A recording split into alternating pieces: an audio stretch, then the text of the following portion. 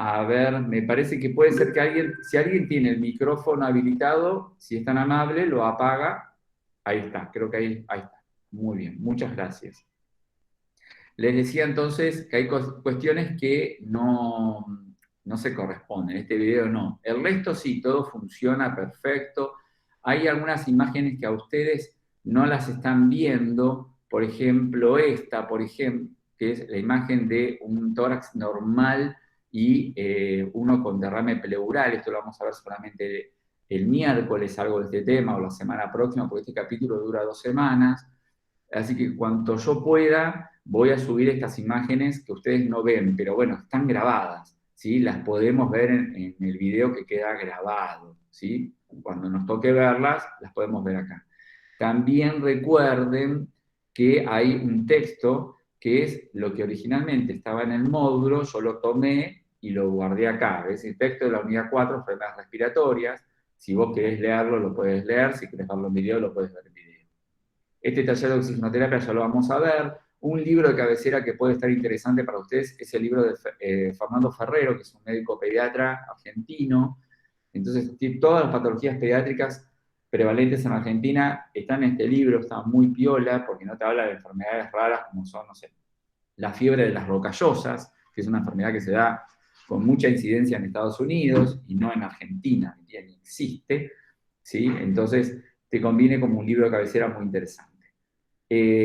Acá les puse para ir agendando entonces, como está en la planificación original, jueves 30 de septiembre de 7:30 a 9:30, primer parcial de enfermería de la infancia y adolescencia.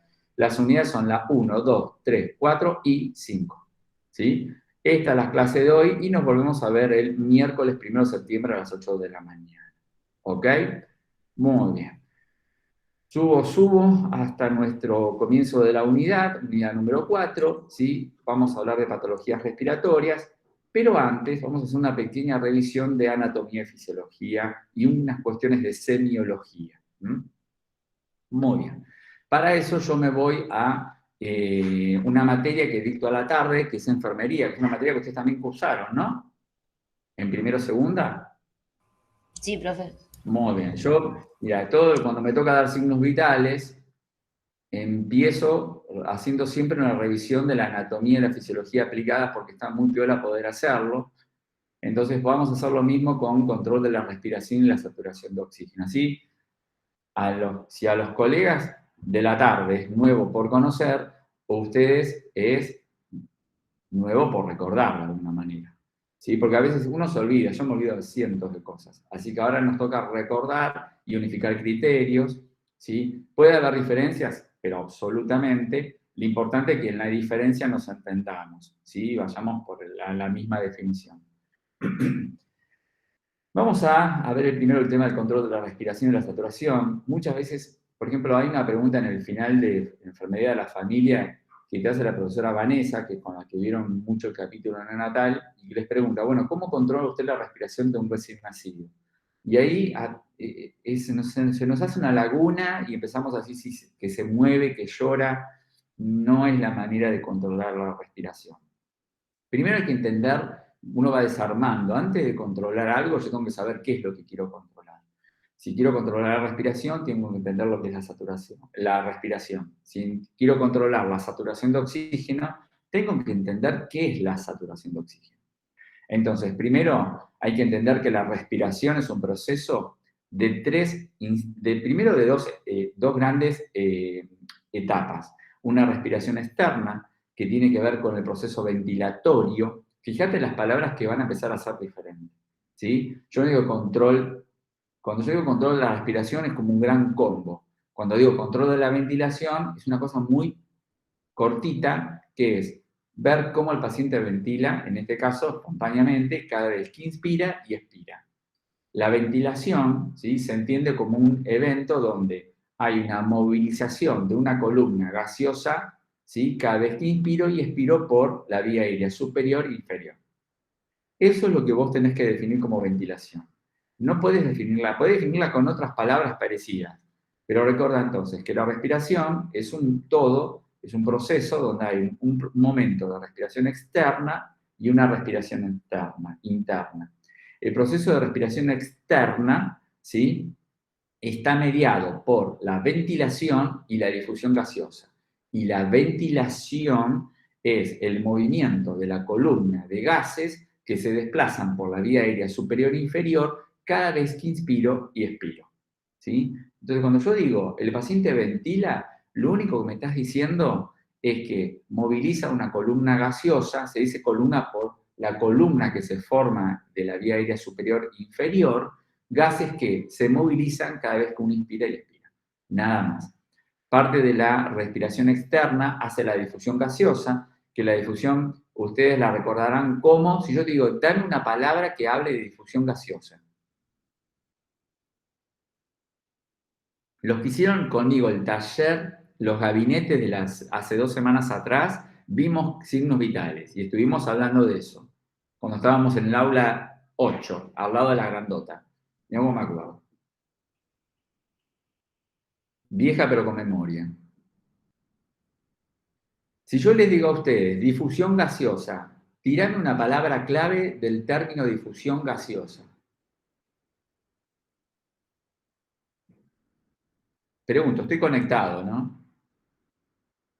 Sí, profe, sí. Sí, profe. Hematosis. A ver, bien, hematosis, hematosis. Rápido te tiene que salir de hematosis. ¿La hematosis qué es? Y es la difusión de los gases a partir de una membrana semipermeable de mayor a menor concentración. Y la respiración interna está mediada por la perfusión de gases cada vez que circula, ¿sí? Ahora ya vamos a ver eso. Control de la respiración, bueno, tenemos un sistema nervioso que lo hace, ¿sí? Hay que empezar a desarmar lo siguiente. Uno está acostumbrado a decir centro respiratorio. ¿Dónde está el centro respiratorio? Bueno, el centro respiratorio como tal son células quimiorreceptoras que forman áreas diferentes, como la neumotáxica, la apnítica o la rítmica, de inspiración y de expiración. Entonces, para que te acuerdes, acordate que el centro respiratorio son células que están distribuidas en la protuberancia anular y el bulbo raquídeo, ¿sí? Que tienen diferentes funciones según en qué se especializan. Puede ser la que activa la ventilación espontánea, la que genera los tiempos de ritmicidad, la que genera los tiempos de espacio entre una inspiración y otra inspiración, ¿sí? Entonces, el centro respiratorio como tal no es un punto fijo y dado. Podemos decir que son células, fíjense que hay un micrófono prendido porque se está acoplando. Recuerden, entonces, el centro respiratorio, ¿dónde está? Vos decís, bueno, son células distribuidas a lo largo de la protuberancia del bulbo raquídeo que están atentas a diferentes funciones ventilatorias y respiratorias. ¿Sí? Muy bien. Esas células que se llaman quimiorreceptoras, el término quimio significa que están atentas a la química de la célula. Y hay 2 variables a las cuales estas células son muy sensibles. ¿Alguien se acuerdan a qué variables son muy sensibles las células del centro respiratorio que están en la protuberancia y el bulbo raquídeo? Estamos en fisiología, de la anatomía del aparato respiratorio. Hay 2 variables a las cuales estas células son muy sensibles. Están todo el tiempo capturando la tensión de la sangre que les circula por su alrededor en estas 2 variables. Una es el pH, ¿sí? pH. ¿Y la otra cuál era? La presión de dióxido de carbono, ¿sí? PCO2. Entonces acordate, cuando a vos te preguntan cuáles son las 2 variables que generan, ¿sí?, la estimulación quimiorreceptora de estas células del centro respiratorio, 2, la concentración de pH de la sangre y la concentración de PCO2 de la sangre. ¿Se acuerdan los valores de pH que se esperan como normales en la sangre arterial? ¿Entre qué rangos son normales? 7.35 y 7.45. Muy bien, de 7,35 a 7,45. Recuerden que no tiene unidad de medición, ¿sí? Y si a ustedes les preguntan, ¿qué significa pH? Es el logaritmo negativo de una concentración dada de hidrogeniones, ¿sí? Esa es la definición que seguramente vieron en química biológica. Es el logaritmo negativo de la concentración de hidrogeniones. Y la PCO2 ¿sí? Les pregunto, ¿se acuerdan los valores normales entre qué y qué?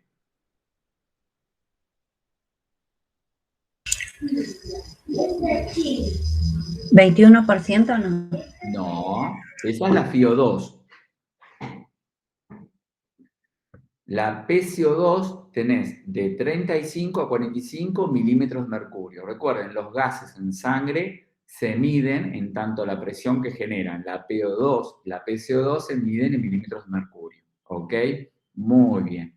Por eso, esto es muy importante. Decir, bueno, ¿de qué me sirve saber que las células quimioreceptoras funcionan de alguna manera o se estimulan o se dejan de estimular? Acordate que el centro respiratorio activa la ventilación y todo el proceso respiratorio del paciente. Y necesitan de esa concentración de CO2 para que vos ventiles, ¿sí? Entonces, por ejemplo, habrán escuchado que en un paciente que tenga una reagudización del EPOC, si yo digo, che, en el box 8 hay un paciente que tiene una reagudización del EPOC, ¿qué están esperando ver en ese box? Miren que las prácticas que vamos a hacer seguramente en octubre son todas dedicadas a clínica y cirugía, y esto lo tienen que tener así, ¿eh? Yo soy de trabajar mucho con el alumno, yo trabajo para enseñar. Yo no soy un docente que visita y dice, ay, todo bien, chao, me voy. No, yo me pongo a trabajar al lado tuyo para enseñarte, pero necesito que vos me demuestres que algo sabés. Si yo les digo a ustedes, tengo un paciente con EPOC reagudizado, ¿qué está pasando en esa unidad? ¿Qué se imaginan? A ver, díganme algo por lo menos. ¿Qué se imaginan que está en ese box? Y una persona que está estresada, ansiosa, con dificultad respiratoria. A ver, muy bien. El EPOC, yo les pregunto, ¿es una enfermedad crónica o aguda? Crónica. Perfecto. Las enfermedades crónicas como la hipertensión arterial, el EPOC, ¿sí? Son enfermedades que uno puede mantener relativamente estable bajo un tratamiento. Cuando yo te digo, che, tengo un paciente con un EPOC reagudizado, ¿qué significa? Que el tipo venía bajo tratamiento, pero de repente le dio una neumonía, le dio una gripe y reagudiza su sintomatología, ¿sí? Exacerba los signos y síntomas que tenía controlados y ahora están descontrolados. Entonces, ¿cómo? Ahora sí les pregunto, díganme signos y síntomas de un paciente con EPOC reagudizado. Cuando corra la cortina y lo vea el paciente, ¿qué puedo llegar a ver? ¿Qué puedo monitorizar en ese paciente? Disney. Hiperventilado, ¿Cómo? hiperventilado, No, más que hiperventilado taquicárdico, podemos decir disneico, ¿sí? Todo. Disneico, ¿qué más? taquicárdico, edematizado, Taquicárdico. ¿Cómo? edematizado, el miembro. No, edema no, todavía no lo pongan en insuficiencia cardíaca. A ver, No. disnea, taquicardia, ¿qué más? Sudoración profusa, piel pálida, Tez pálida, un poquito de cianosis, insaturando, ¿sí? Igual, sudoración fría. sí, bueno, hasta ahí nomás. Bueno, tampoco ya lo llevemos al extremo cardiológico, pero vayamos a Bueno, lo... dijo agudo, profe. ¿Eh? Ustedes ya lo Dijo tienen como agudo. terapia. Le estamos Típico, mirando al peor. típico enfermero de guardia que si quieren sacar al paciente rápido a terapia. Bueno, les cuento, bien por todo lo que dijimos, ¿sí? Pensemos en la parte respiratoria para no irnos más allá. La auscultación de un ruido agregado clásico cuando el paciente reagudiza, ¿cuál es? Con el EPOC. Lo está diciendo el nombre. ¿Qué le voy a auscultar a este paciente? Los pulmones. Y sí, obvio, pero ¿qué ruido? Sibilancias. Sibilancias. Las sibilancias es un clásico, ¿verdad? De la enfermedad obstructiva, los fenómenos obstructivos se ocultan de alguna manera sibilantes, ¿sí? Perfecto. Eso es lo que vos te vas a encontrar en un paciente que tiene un EPOC reagudizado, ¿sí? ¿Qué lo pudo haber disparado? Una neumonía, un COVID, hoy, por ejemplo, ¿sí? Todo lo que atenta contra la salud respiratoria hace que exacerbe los signos y síntomas que estaban como aplacados porque estaban bajo tratamiento. Muy bien, mirá. Volví a decir, che, ¿y por qué tenemos que hablar de esto y el centro respiratorio? Porque vos respirás, gracias, de alguna manera, a que estas células quimiorreceptoras detectan un pH y una PCO2, ¿sí? Entonces, en un paciente con EPOC, están acostumbrados a que la PCO2 esté discretamente aumentada, ¿sí? Si yo digo el máximo es 45, este tipo lo tiene en 50, ¿sí? 50 mililitros de mercurio. Pero está acostumbrado, es su PCO2 normal, y esa PCO2 le permite activar la ventilación y la respiración en el paciente.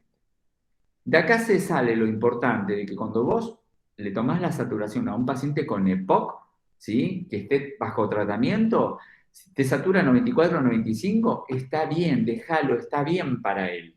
Más si vos lo mirás y no tiene disnea, no tiene sed de aire, está tranquilo, está divino, es lo normal, porque el EPOC empuja a tener esa saturación, porque tiene una PCO2 siempre discretamente más alta que creo que la puedo tener yo, ¿sí? O nosotros. En cambio, cuando reagudiza, esa PCO2 suele elevarse por los fenómenos obstructivos. Pero recuerden que esa PCO2 es la que activa el centro de la respiración. Entonces, lo que siempre te van a decir, nunca se te ocurra, porque el paciente reagudizado con EPOC te llega a la guardia y te satura 84, ¿sí? Entonces, vos, voy a decir 88%. No quieras que sature 100, porque si yo le pongo, por ejemplo, una máscara de Venturi, al 50%, vas a empezar a subir la saturación, pero vas a, como se dice, entre comillas, a lavar la PCO2. ¿Lavar qué significa? A bajársela mucho, y cuando le quites mucha PCO2, le vas a quitar a las células quimiorreceptoras, ¿sí? Que están en la protuberancia, le vas a quitar ¿qué? El estímulo para respirar. Entonces el paciente puede empezar a tener problemas de ventilación espontánea porque vos lo estás lavando. Vos decís, me satura 100%, sí, pero el tipo lo tenés con apneas, ¿ok? Entonces recuerden, un paciente con EPOC agudizado, no quieras que se sature 100. 95% está bien, con eso le alcanza. No le laves la PCO2. Por eso la importancia a veces de entender la fisiología del centro de la respiración, y mucho más aún en pacientes con estos antecedentes de enfermedad.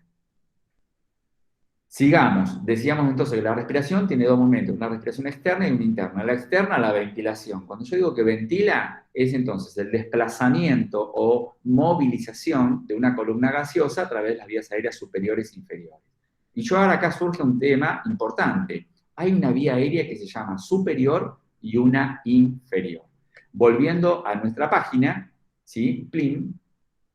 Vamos a subir un poco a ver si puedo mostrarla. Ahí está. ¿La ven ahora? Sí. Sí, profe.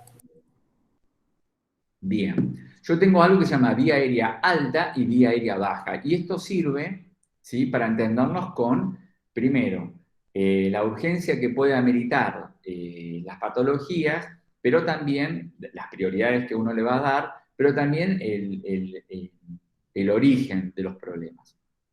Por ejemplo, si yo tengo una... Primero se divide lo siguiente, y acá hay dos posturas. Hay autores que te dicen que la laringe es parte de tu vía aérea alta, ¿sí? Y la tráquea hasta tu bronquiolo respiratorio, que ingresó al saco alveolar, es tu vía aérea baja, ¿sí? Hay otros autores que dicen que la laringe es parte de la vía aérea baja, ¿sí? Y que hasta la faringe es alta. Bueno, para ponernos de acuerdo, porque hay que ponernos un poquito de acuerdo, yo acá les puse, bueno, no, acá no se los puse. Vamos a ver, para que me fijo por si acaso no es cuestión que haya puesto otra cosa. Bien, vamos a ponernos de acuerdo que, como dice el dibujito, ¿sí? Hasta la laringe, inclusive, tenemos un compromiso de vía aérea alta eventualmente. Y de la tráquea hasta el bronquiolo respiratorio, tenés un compromiso de vía aérea baja. Por ejemplo, si yo te digo que tengo una faringitis, ¿el compromiso es alto o bajo? Alto. Alto. Alto. Tengo una traqueitis, ¿alto o bajo? Bajo. Tengo una bronquitis, ¿alto o bajo? Bajo. Bien, ¿ves? Tengo una adenoiditis. Alto. Alto, sí, las adenoides están altas. Muy bien. Tengo rinitis. Alto. Alto. Alto. ¿Sí? Tengo laringitis, como yo que tengo una laringitis crónica que de vez en cuando reagudiza, por gritar como al pedo. Laringitis, Alto. Alto. ¿sí? Entonces, lo que te permite esto entender es, si yo te digo, mira, tengo un paciente con compromiso de la vía aérea alta, te imaginas cuáles pueden ser las estructuras complicadas. Vía aérea baja, ya te imaginas cuáles otras pueden ser el problema. Dentro de la vía aérea baja, también se va a hablar luego, cuando veamos neumonía, que la neumonía es un compromiso de la vía aérea baja. A pesar de que la neumonía compromete el parénquima. Cuando yo digo parénquima pulmonar, estoy hablando del pulmón como tal, ¿sí? Siempre las neumonías afectan por exudado a los alvéolos, es decir, a los alvéolos y a los bronquiolos respiratorios. Por eso se la entiende también como una patología de vía aérea baja o infección de vía aérea baja, ¿sí? Ya eso cuando llegamos a neumonía vamos a retomar ese tema. Pero es parte del compromiso que hace a la vía aérea baja. De lo importante en pediatría, ¿sí? La laringe es muy importante porque es la porción más estrecha de la vía aérea, ¿sí? Alta. Entonces, de tu vía aérea alta, si hay una porción que se vuelve muy estrecha, es la laringe. Y vos decís, bueno, ¿y por qué me sirve saber eso? Y porque una laringitis en un niño es preocupante, porque si es la porción más estrecha de la vía aérea y no hay otra forma de que el aire pase si no es por ahí, es un problema complejo, ¿sí? También la laringe, al ser la porción más estrechita, es lo que a vos te permite elegir tubos endotraqueales que no tengan balón, ¿cómo se llama? Les muestro.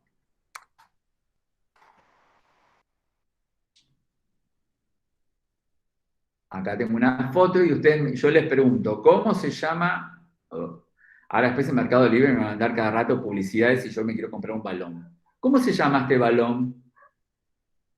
Ahí el que estoy señalando y se ve en grandote.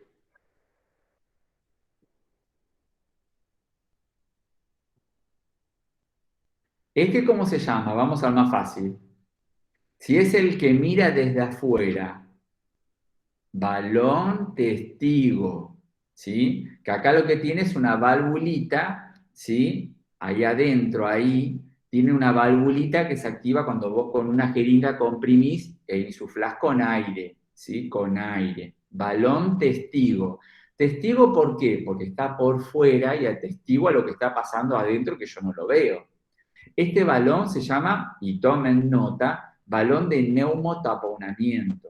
Balón de neumotaponamiento. Les pregunto, ¿vieron algo de este tema el año pasado? ¿Alguna idea tuvieron de lo que era esto? Lo vieron seguramente lo habrán visto con Hugo Carrasco, por ejemplo. ¿Recuerdan algo para qué servía? Lo vimos, pero para cardiología. Bueno, está bien. No En importa para qué lo angina de vieron. pecho, me parece que era, y las obstrucciones. El tapón Esto, a ver, lo neumo. habrán visto en patología de emergencia, ¿sí? Porque cuando un paciente me deja de ventilar, espontáneamente hay que ventilarlo. Sí. Entonces, mi pregunta es, ¿saben para qué sirve el balón de neumotaponamiento? Vayan tomando nota de esto. Mira que en el parcial No. este dibujo te va a Puede decir, ser, Es para evitar que se salga y puede ser aparte que es sea para para cuando tiene secreciones importantes el paciente. minimizar la fuga de presión y volumen. perfecto. Ese minimizar es muy holy, ¿no? ¿Lo habrás escuchado en algún video? ¿Lo dije yo? ¿Eso lo escuchaste de lo que dije yo en algún lugar? Obvio. Oh, bien. Bueno, ustedes están creciendo con mis teorías. La idea del balón, del tubo endotraqueal, esa es la palabra clave, minimizar, porque yo no puedo evitar en su totalidad. El balón no puede estar hiperinsuflado, es más, se tiene que monitorizar midiendo milímetros de mercurio con un esfigmomagnómetro que se conecta acá. Eso lo vamos a ver más adelante. O espero que, seguramente lo van a ver con Susana, porque Susana Juárez, recuerden que Susana Juárez, supervisora de unidades cardiovascular del Instituto Cardiovascular de Buenos Aires, es jefa máxima de ahí, así que sabe mucho de emergencias y de cardio, y con esto lo van a ver con ella seguro. Por eso amo trabajar con Susana, porque le encanta todo esto igual que a mí. El balón de neumotaponamiento tiene dos funciones. Como muy bien dijeron ustedes, minimizar, pues yo no puedo asegurar si nada va a pasar, porque si no, esto estaría hiperinsuflado y lo que puede promover, acordate que la tráquea es muy poquito distensible. Si vos pones un balón que presiona contra la mucosa, pensá que el paciente que puede estar días con un tubo endotraqueal, ¿sí? Y este balón hiperinsuflado sería todo el problema. Lo que va a provocar es una necrosis como una especie de úlcera por decúbito, porque está haciendo todo el tiempo presión. Y una traqueitis no tiene vuelta atrás. Los trasplantes de tráqueas no funcionan y el paciente se va a casa con una traqueostomía porque el enfermero, el kinesiólogo, el médico hiperinsuflaron, no controlaron los milímetros de mercurio para valorar cuánto tenía de presión ese balón y el paciente se va con una traqueostomía de por vida. Entonces, la idea, ¿sí? Es que minimice la fuga de presión o volumen, como muy bien dijo acá la colega, cada vez que el paciente está ventilado, y minimice, ¿sí? la posibilidad de la broncoaspiración. Pero el riesgo siempre está, porque yo no puedo hiperinsuflar estos equipos. Muy bien. Volvemos, mira, ya ni sé cómo llegamos acá. Estábamos acá el tema de la laringe, entonces decía lo siguiente. Un tubo endotraqueal de adultos es es típico. Generalmente en los niños hasta 8 años de vida, como la laringe es la porción más estrechita que tenemos de la vía aérea alta, se dice que la laringe actúa como un balón fisiológico. Es decir, la misma laringe que es estrechita no necesita balón, porque la misma laringe, como es muy, muy estrecha, tiene esa función fisiológicamente. En cambio, en niños mayores puede aparecer, digo puede, porque vos decís, che, tiene 10 años y tiene un tubo sin balón. Está bien, no necesitó. Nosotros en pediatría evitamos el balón porque sabemos lo peligroso que es, y mucho más aún en la infancia. No queremos arruinar la vida de un pibe a los 10 años por un balón. ¿Sí? Tampoco lo queremos que pase son adultos, pero en pediatría somos mucho más cuidadosos. Pero puede pasar que vos digas, che, vi un chico de 5 años con balón. Sí, porque quizás la fuga que tenía de presión y volumen era muy importante y hemos necesitado un tubo. Entonces hay tubos con o sin balón. Pero la premisa desde la fisiología es que hasta los 8 años podés usar sin balón porque el niño no lo necesita, porque la laringe es lo más estrecho. También la importancia de la laringe es que los cuerpos extraños que los chicos degluten accidentalmente, ¿sí? No vayan a decir ya tragan, degluten accidentalmente o aspiran accidentalmente, pueden quedar atrapados rápidamente en la laringe. Y eso obviamente hace a una emergencia terrible, ¿no? Y yo les pregunto, ¿cuál es la maniobra para desobstruir una vía aérea alta? De Heimlich. Perfecto, la maniobra de Heimlich, ¿sí? Muy bien. Que si bien hay formas diferentes según la edad, todas más o menos tienen el mismo principio. Perfecto.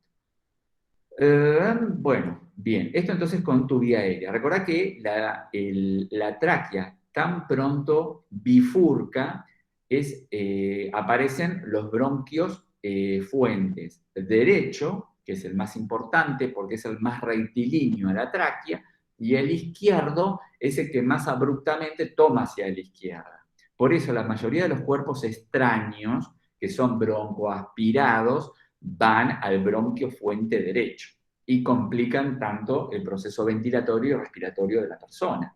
Porque es como que vos vas por una calle y de repente tenés ahí nomás a la derecha una calle que le continúa. Y abruptamente hacia la izquierda, mirando a la izquierda, salió una calle. Entonces lo más seguro es que vos sigas derecho al bronquio fuente derecho. A la izquierda es muy difícil que vayas en esa dirección. También en los pacientes ventilados que tienen tubos endotraqueales, la intubación bronquial derecha es un clásico, porque el tubo tiene que llegar antes de que bifurque la tráquea, tiene que llegar acá, para que la ventilación vaya a ambos parénquimas pulmonares. En cambio, el tubo si se desplaza, ¿hacia dónde? Y toma a la derecha, si le es más fácil ir a la derecha, ¿sí? Por eso cuando uno termina de intubar al paciente, además de auscultar, tiene que visualizar cómo el tórax incursiona. Incursiona significa se mueve, ¿sí? Si yo veo que expande y se mueve el emitórax... Profe, se está cortando mucho el audio. Uy, disculpen. Bueno, vuelvo a decir, Cuando uno intuba al paciente, el cuidado post-intubación no es solamente valorar la saturación, el control radiológico, sino rápidamente auscultar cada campo pulmonar para ver que haya simetría en la inspiración, sino también ver el tórax, para ver cómo incursiona. ¿Se va escuchando por ahora? Sí, perfecto. ¿Se Sí, escucha bien? profe. Bien. Sí, ¿Cómo profe. Bien, perfecto. La incursión torácica significa incursionar, ¿qué significa? Moverse, caminar. Entonces yo miro el tórax y si yo veo que el paciente incursiona y solamente mueve el hemitórax derecho, y ese paciente está intubado en el derecho, ¿sí? En cambio, si es, Profe, muy mal audio. bueno, Se escucha bien, profe, capaz que es tu señal. Sí, ah, es el internet de la compañera. disculpen. Bueno, ahí ya escapa un poquito de mí, pero bueno, vamos a tenernos paciencia y a la colega que me escucha entrecortado sepa que después lo puede volver a escuchar. Mala suerte, ¿no? Porque volver a escuchar a mí es una terrible. Bueno, entonces, esos son pequeños tips que tienen que tener en cuenta, que vamos a tener en cuenta en los pacientes principalmente ventilados y no ventilados con el tema de los accidentes que se dan. Ustedes habrán visto hace muy poquito con Vanessa, los accidentes en el hogar que están a la cabeza en la primera infancia, ¿sí? Dentro de los primeros 5 años de vida, los accidentes en el hogar, y el pibe está todo el día en el hogar, bueno, ahora no tanto porque están más en los jardines, las intoxicaciones o la broncoaspiración de objetos extraños es un clásico, porque el pibe todo se lo lleva a la boca o a la nariz. No sé, el chiquito que antes, cuando se tiraban las bolitas, no sé si alguno las recuerda, no sé, había pibes que se las metían en la nariz, yo también me la había puesto en la nariz, no sé.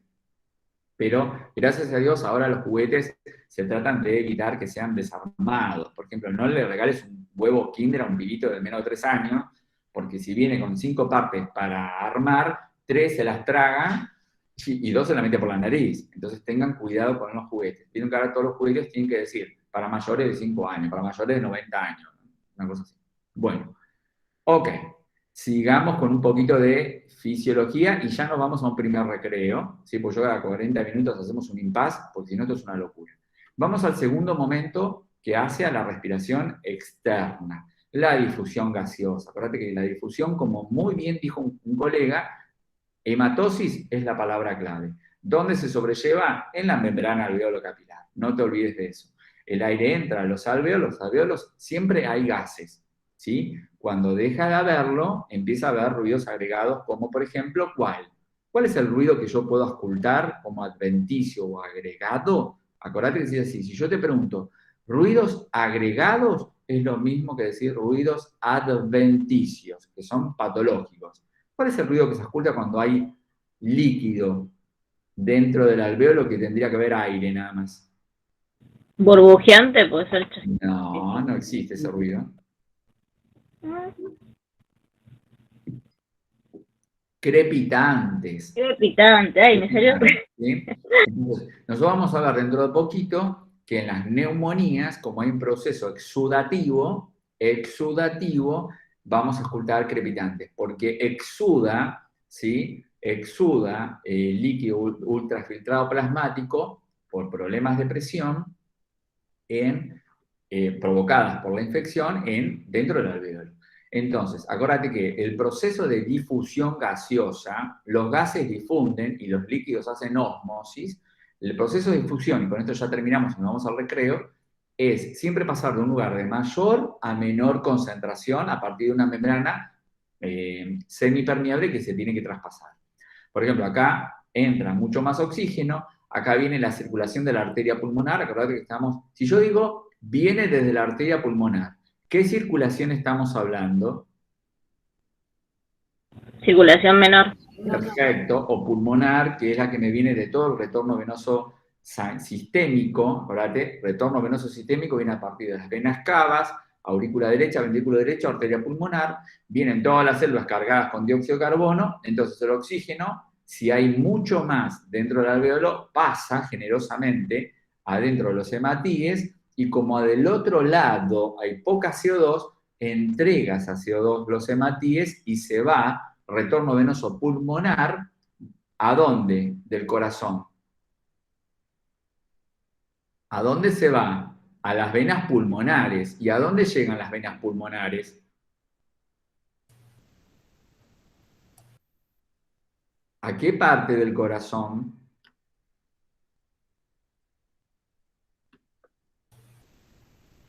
Chan, chan. ¿Al ventrículo derecho? No, ¿qué ventrículo derecho?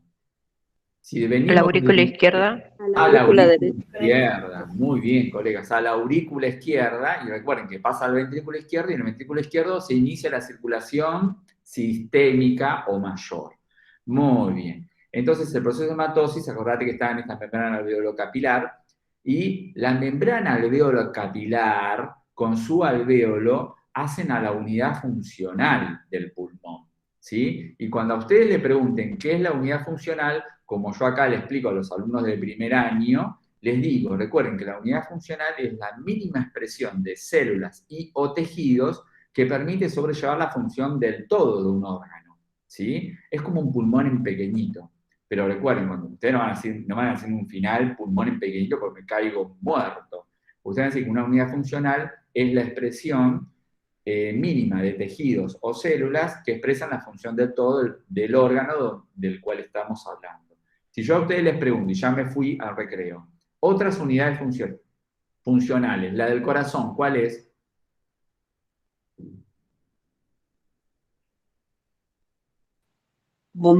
Bombear sangre.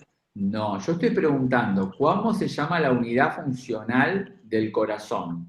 Si yo te pregunto, la unidad funcional del pulmón, ¿cuál es? El alvéolo y su membrana alveolo-capilar. Bien, del corazón, no pregunté funciones.